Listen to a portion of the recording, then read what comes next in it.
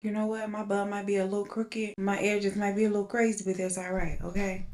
It's just alright. What is up, my YouTube family? Welcome back to my channel. If this is your first time here, then it's just a welcome to my channel. And not welcome back, go ahead and hit the subscribe button because you will not be disappointed unless, of course, your taste level is not up to par. I don't know what you can do about that. I don't have those problems. But to everybody else, hi, welcome. I hope you are doing well. And today we have another Beyond Belief Fact or Fiction video. And if you're new here, you are about to hear several different stories paired with the animation to give you a visual. Now, as you listen, it is your job to determine or pinpoint which ones are actual true stories and which ones are just fiction. And at the end of the video, of course, I will give you the answer so you can see how you did. Without further ado, let's get into the first story. For 2 days, I've been staring at a trailer full of farm equipment destined for Red Springs, Alabama. Night was falling fast, as were my drooping eyelids, and the last thing I wanted was to fall asleep and steer this thing into a ditch. So I figured I'd better find a place to catch a wink or two, even if it was an old cheap motel. As luck would have it, I passed an old farmer walking home, and I stopped him and asked where might I find some lodging. There ain't nothing between here and Red Springs, the farmer said. He then pointed toward a small dirt path that split away from the main road into a dense pine forest. There's a shortcut that'll get you there in half the time, but I wouldn't travel that road at night. Why is that? The old man spit a stream of tobacco juice into the bushes and said, because everybody knows the road is haunted. I've been traveling through Alabama long enough to know that country folk make up a lot of tall tales to pass the time, so I just grinned, patted the old man on the back, and said, "Thanks, old timer, but I'll take my chances, ghost or no ghost." And with that, I steered the trailer straight toward the forest. A couple of hours went by, and I was starting to think that this so-called shortcut wasn't so short after all. All I could see around me in the darkness was the thick forest, and my headlights cast eerie shadows on the stark pine trees. Strange night creatures chattered amongst themselves in the shadows as if waiting for the forest to swallow me alive. And finally, the trees broke on one side to reveal a small white church sitting on a small rise. The windows were dark, but I knew the doors were probably unlocked. After all, preachers encouraged their flock to pray whenever they could, even at odd hours of the night. So I parked my trailer right outside, walked up the stairs, and opened the heavy door with a loud creak. Sure enough, the church was empty, so I stretched myself out in a pew in the back and chuckled to myself. I couldn't believe my luck finding this place so far out in the woods. It was almost enough to make me consider going to church again on Sundays, but I quickly shook that thought off and fell into a deep, much-needed slumber. Moments later, I awoke to a sudden thumping sound coming from the front of the church, and I lay quiet for a moment thinking an animal had crawled inside. I heard it again, louder this time. I reached for my flashlight, unable to find it and cursing under my breath. And as I peered over into the pew in front of me, my eyes took a while to adjust to the darkness. But when they did, I saw something that made me jump. Standing by the pulpit was a small figure in white, rocking back and forth on its heels slowly. "Who's there?" I called out, terrified of what might answer. I found a lighter in my pocket, flicked it, and when I looked up, a chill ran through me. The figure had moved closer. I could see it was a woman in a torn white dress, her long stringy hair hanging over her face, and she was moaning now as she was approaching me. And I found myself backing away toward the door. The closer I got to the door, the closer she got to me. "What do you want?" I asked her, my voice cracking with fear. I continue to move backwards toward the door, and the woman continues to move closer and closer, her moans growing louder and louder. She doesn't say any actual words. She just continues to moan and reach out toward me, her long fingernails dirty and jagged. I flung the door open and ran to my trailer, and I could hear the woman's bare feet thumping on the church stairs behind me. Frantically, I jump into the driver's seat and speed away, leaving the woman standing there outside of the church. I floored it away from that church and did not stop until I reached Red Springs. Right at sunrise, I found a local restaurant and collapsed into a chair, and with trembling fingers, I lit a cigarette as the morning breakfast crowd stared at me strangely. "You all right, mister?" the manager asked as he poured me a hot cup of coffee. I shook my head and told him the story of the ghost I'd seen in the church, and the man stared at me for a moment, then sat quietly beside me and said, "That was not a ghost you saw. I think you saw Mary Ann Finch, and the sheriff's been looking for her for days." And he goes on to explain that Mary Ann was a young woman who'd escaped from a nearby mental hospital. She delivered a baby girl a year or so ago and was so scared that the townsfolk was showing her for having a baby out of wedlock that she killed the baby and buried it deep in the forest where no one would find it. But her guilt only festered inside of her, eventually making her crazy, so much so that her family put her in the hospital. But while she was there, she cried out that she had a change change of heart and wanted to dig up her baby, saying she was out there somewhere, laying in those piney woods cold and alone. Problem was, she couldn't remember where she had buried her. One night, the doctors went to Mary Ann's room to give her a nightly sedative, but she was gone. Most folks figured she had run into the forest, but nobody was too eager to go out there and find her. So after I told him my story, the police went back out to the old church, but all they found were a bunch of muddy footprints. And I didn't stick around long enough or care enough to find out whatever happened to Mary Ann Finch, if they found her or not. I delivered my equipment as promised and rode back home, swearing never again to take a questionable shortcut, no matter how much time it saved. And I also learned that you can't easily dismiss the tall tales that older folks might tell, because there may be a germ of truth in them after all, if you listen hard enough. A few years back, I was walking through the woods off the beaten track a bit, and I smelled this really overpowering, grotesque odor that at the same time was a bit sweet. It was traceable, and being nosy, I pulled back the undergrowth it seemed to be coming from to have a look.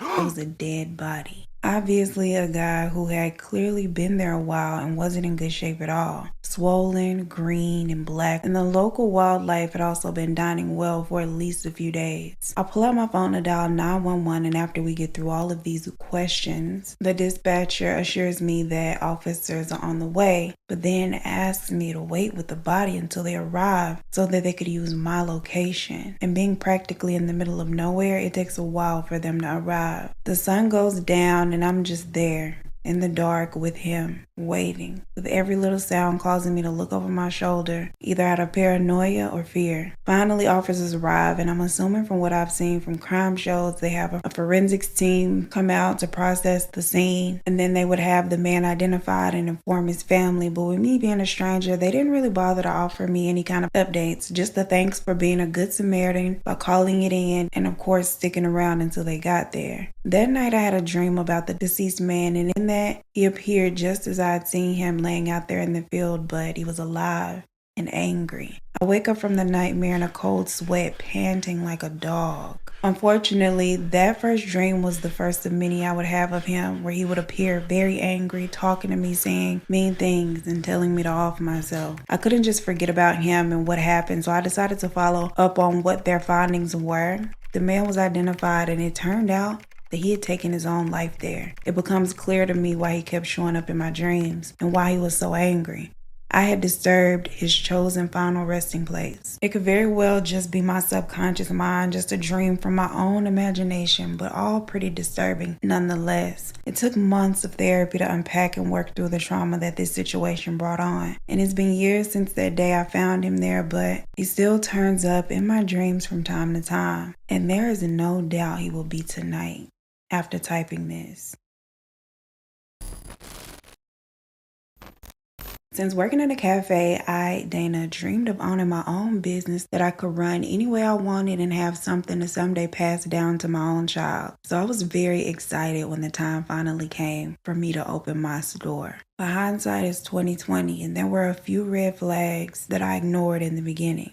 The first red flag, the owner would not step foot inside the place, not even to show us around. And when we signed the lease and got our keys, she made a strange comment about the cellar below it, how she hadn't gone down there but once. After signing, I revealed the history of the place to my wife and daughter. It was once a funeral home, which bothered them both, but not myself. I'm no stranger to the macabre, and I am opening up a costume shop of all things. Besides, I had gotten a great deal on the place. The previous owner was more eager than I was to close the deal.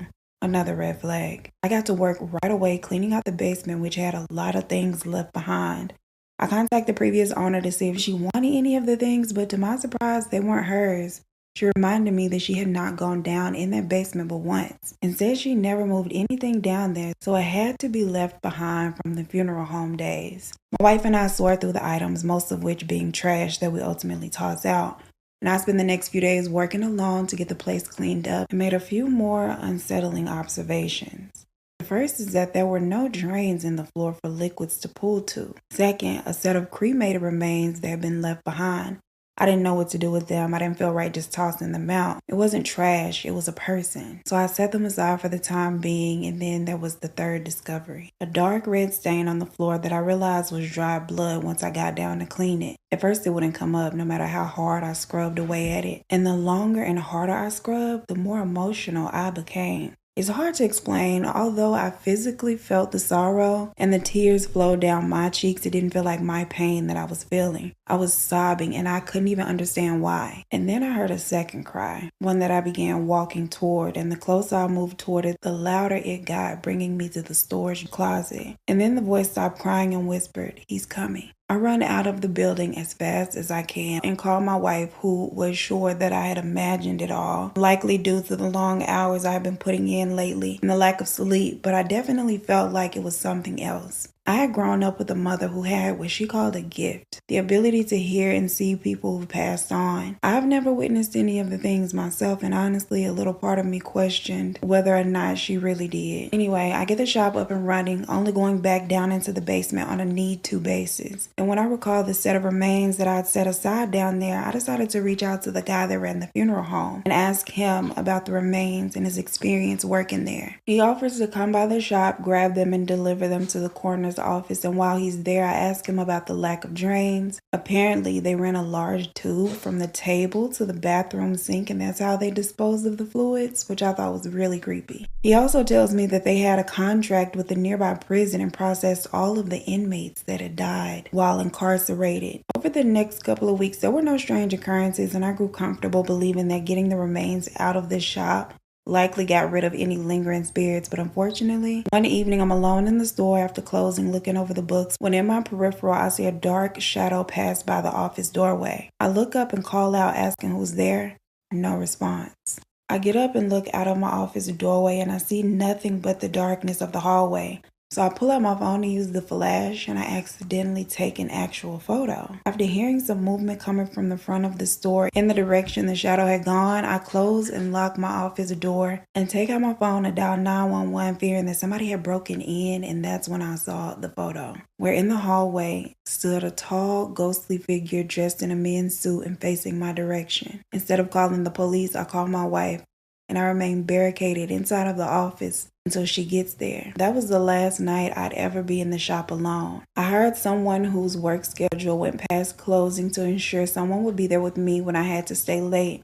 And I was honest with her about my experiences, but she didn't care. She was actually really into the paranormal and thought it was kind of cool. I tried to put the paranormal stuff in the back of my mind, but she seemed to be on the hunt for it. She showed me things on the security camera that she called orbs, energy from the spirit realm that you can physically see moving about. It looked like a light moving around right outside of the shop door. Later on that night when I got home and I checked the security cameras on my phone, something I did frequently whenever I was away from the shop, and saw more of these lights slowly moving about, but this time throughout the store on the inside. Sarah was the only somebody I felt I could talk to about this that believed me. My wife and daughter still thought maybe it was the stress from being a new business owner that had my mind playing tricks on me, but I knew it was something more than that. Sarah said the spirits that linger and bring attention to themselves are doing so for a reason, that they want something. So the next day at the shop, we decided we'd try to make contact with the female voice that I'd heard crying in the storage closet. And I kind of felt silly after an hour or so of trying to talk to a ghost.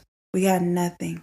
Not even a hair standing on the back of our necks. Later, when my daughter Helena, who would come by the shop on the weekends to help out or hang out, heard us discussing the things, she made light of the situation, telling us that the ghost just didn't want to talk to us and that she herself could probably get the ghost on the line. And when Sarah says that it's not a bad idea to try, I said no. I did not want my daughter involved, but to my surprise, she offers to go down and give it a try, and it works.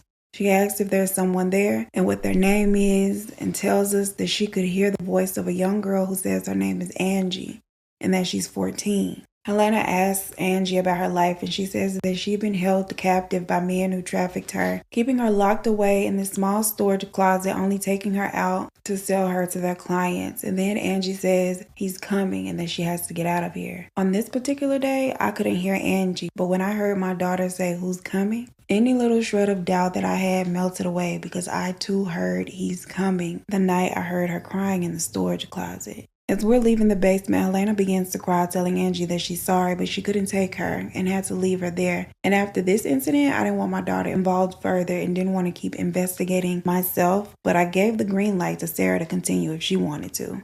So she reaches out to a medium, Michelle, who comes to the shop one evening to meet with us, and immediately she picks up on the energy inside the place and tells us that it's a man, one who was a bad man in life and is a bad man in death. She calls him a soul keeper and says that he's responsible for the other spirits that are there in the shop. He's trapped them there, and there are children there and adults. He's highly intelligent and equally cruel, feeding on the fear of others and growing darker and stronger with time. And the soul snatcher makes his presence very known, obviously attempting to scare us off, but Michelle assures us that he can't hurt us and that it's absolutely safe to proceed. And just like Helena, Michelle is able to hear Angie, but also see her. She's a young black teen who tells Michelle the same horrific story of her past, and that when she became pregnant, her captor tried to terminate it, resulting in the death of Angie and the baby. And she's been here ever since, fearing that she be held responsible for the things that she was forced to do while she was alive. Michelle tells Angie that it's not her fault and that she shouldn't be afraid to cross over because where she's going, there's only love, understanding, and peace. And then Angie's spirit fades away, and Michelle believes and hopes that she had taken her advice and decided to allow herself to cross over. Michelle then performed a spiritual cleansing of the place, telling all of the trapped spirits to leave this place and go toward the light,